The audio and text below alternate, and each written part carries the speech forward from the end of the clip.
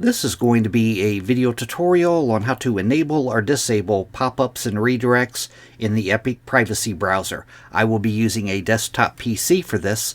Let me jump over to my browser here. I have the Epic Privacy Browser opened up now. To enable or disable pop-ups and redirects, first thing you want to do is open up Settings. I'm going to go off to the upper right-hand corner, up to the three-dot menu. I'm going to click on that. Then I'm going to go down to where it says Settings, and I'm going to click on Settings.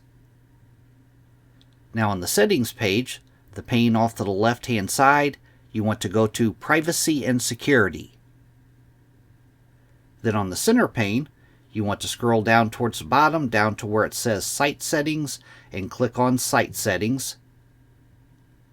Then you'll scroll down just a little ways, and in the Content area, right down here, Pop-ups and redirects.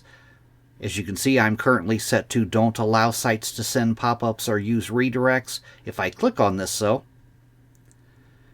up top here, default behavior, sites automatically follow these settings when you visit them.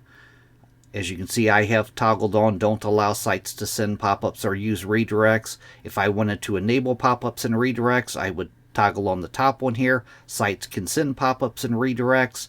Down below here, you have customized behavior. You can customize certain websites. Like this says, not allowed to send pop-ups or use redirects. I could add a site here.